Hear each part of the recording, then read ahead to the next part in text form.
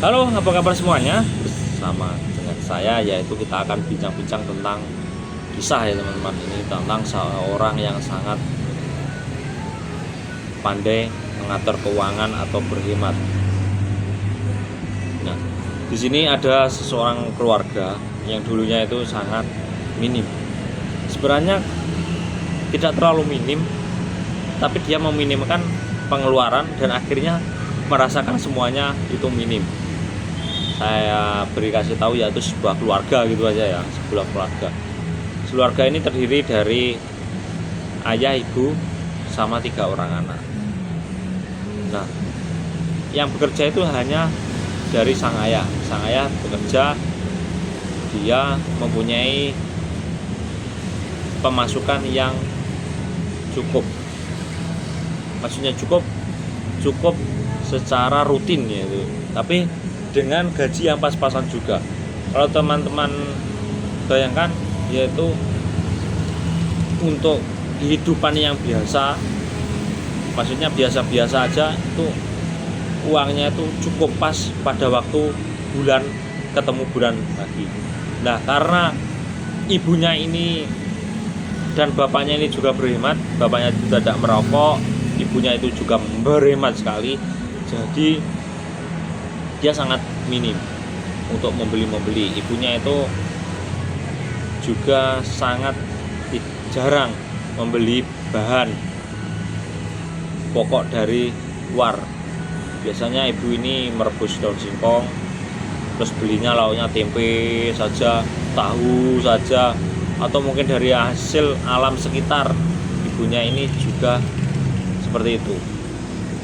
Dia sesekali waktu membeli ikan laut sebagai sumber protein, dan itu pun ikan lautnya bukan ikan laut yang mahal, seafood itu bukan, mungkin hanya teri atau teropong yang harganya pada waktu itu cuma 5.000, 10.000 itu sudah dapat 1 kilo, bisa untuk 1 rumah. Nah, dan bahkan ibu ini belanjanya itu titip ke anaknya. Anaknya sekolahnya kan sedikit jauh. Nah, di sana ada grosiran yang lebih murah. Ibunya titip anaknya dan anaknya itu belanja. Sungguh luar biasa ibunya untuk menghemat. Nah, memang di sudut lain ibu ini tidak memikirkan anaknya. Anaknya mungkin malu dengan teman-temannya karena membeli belanjaan yang banyak. Karena di usia-usia seperti itu waktunya untuk bermain, belajar, berkumpul bersama teman-teman, tapi harus terbebani dengan belanja. Nah, sangat minim sekali. Nah, hingga akhirnya anak-anak itu makannya banyak nasinya. Dan bahkan kita kalau makan nasi di dalam keluarga itu kebanyakan, mungkin akan ditegur juga sama ibu itu. Ibu ini sangat mengajarkan sekali bahwa mengeluarkan uang itu sangat ditekan. Kalau bisa jangan, untuk masa depan. Bahkan uang saku untuk anak-anaknya pun juga sedikit, bahkan tidak ada. Anak-anaknya mendapat uang saku dari orang lain, mungkin dari simbahnya atau kakek neneknya. Itu kalau ketahuan kita membeli barang, ibunya akan menegur. Dia akan menegur, jangan boros-boros nak, jangan boros-boros, dan seterusnya. Bahkan ada nada yang lebih tinggi juga, pokoknya sampai membuat anak itu takut untuk membeli barang-barang atau membeli jajan, akhirnya sembunyi-sembunyi. Nah, di situ kan mempunyai problematika, yaitu sangat kerasnya atau minimnya untuk membeli sesuatu hal, karena kita itu sebagai manusia yang normal atau kita juga ingin membeli seperti orang lain juga. Tapi ada positifnya juga, di situ kita akan diajari mengetahui betapa kerasnya dunia ini ternyata tentang keuangan. Karena kalau kita tidak mempunyai manage yang kuat tentang keuangan, kita kehabisan uang, kita juga akan kebingungan. Nah, hingga suatu ketika sang ayah ini mengalami laka lantas yang cukup parah, yang dirujuk di luar kota sampai luar provinsi. Bertahun-tahun hidup di rumah sakit berjuang dengan kerasnya atau sakitnya akibat laka lantas tersebut. Hingga akhirnya anak-anaknya itu sendiri di rumah mendapat belas kasihan tetangga, kiri kanan, ataupun orang-orang terdekat dari sanak saudara. Dari situlah mental ataupun psikis anak-anak masing-masing tersebut mengalami pengaruh atau terpengaruh yang kurang baik.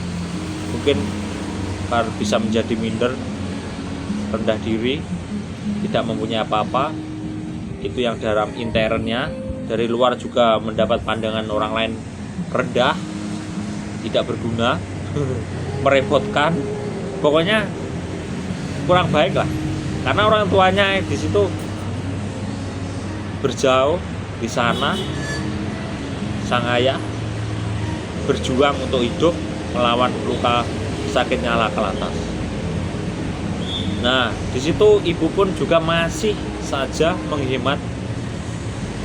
Dia makan seadanya, membeli di rumah sakit, menunggui dengan keluh kesah dan kerja keras merawat sang ayah. Walaupun sang ibu kadang juga keras sampai terpengaruh juga psikisnya, menjadi lebih agresif dan sama keluarga sendiri dia keras, kalau di luar dia seperti kayak rendah diri. Nah, disitulah kesehatan mental atau suasana mental itu goyah atau terpengaruh ke menjadi yang negatif. Tidak sampai seperti itu, tidak sampai itu maksudnya. Perjalanan untuk menghemat itu masih ada dan ada dan ada, hingga akhirnya anak-anaknya itu mulai dewasa dan mengumpulkan semua energinya atau semua tabungannya ibu itu untuk memberikan jalan atau memberikan pekerjaan yang menetap. Di situ ibu ini walaupun dia masih terseok-seok ataupun masih mengalami berat, tapi karena ibu ini sudah dari dulunya itu menabung dan menabung, dia bisa memberikan uang saku untuk anaknya yang mencari pekerjaan. Anaknya tidak cukup satu atau dua kali langsung selesai dan mendapatkan pekerjaan, tapi juga banyak yang berkali-kali hingga akhirnya ada yang menanti berapa tahun baru dia kerja. Hingga akhirnya semuanya anaknya tuh semuanya bekerja dan mempunyai pekerjaan tetap. Nah, di situ kita sudah mendapatkan pelajaran bahwa kalau dulunya ibunya itu tidak sabar atau menabung, mungkin pada waktu ayahnya laka lantas sudah kebingungan mau berobatkan itu.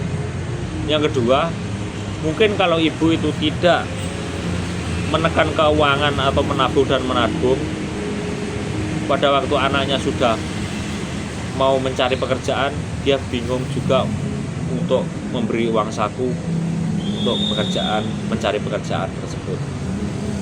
Hingga akhirnya ibu ini sudah mempunyai kebebasan finansial, sudah bisa beli ini, tapi ibu ini tetap seperti yang dulu, tetap sederhana dan menekan keuangan. Bahkan ibu ini sudah tua, dia akhirnya banyak bersedekah. Dia sadar dulunya itu jarang bersedekah, dia hanya untuk meminimkan pengeluaran atau sedekah cuma sekedarnya saja karena memikirkan masa depan. Nah, bagi teman-teman yang lagi di fase sekarang ini minim karena keuangan, sudahlah, jangan berpikir atau berputus asa, tetap menabung dan menabung, tapi juga imbangi dengan kita bersedekah. Kita tidak rugi bersedekah karena nantinya juga akan kembali kepada diri kita. Kalau kita bersedekah ibaratnya 50.000, itu akan abadi karena suatu saat nanti kita akan mengambil kebaikannya. Tapi teman-teman, kalau 50.000 mungkin buat beli jajan, mungkin hanya kenyang 1 jam, 2 jam, atau 1 hari, besoknya juga akan lapar lagi. Tapi jangan seperti, maksudnya jangan sampai di situ.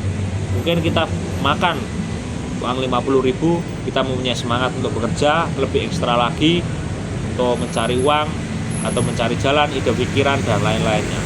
Jangan bergerak atau stagnan di satu tempat dan kita tidak menghasilkan suatu karya atau produksi lainnya.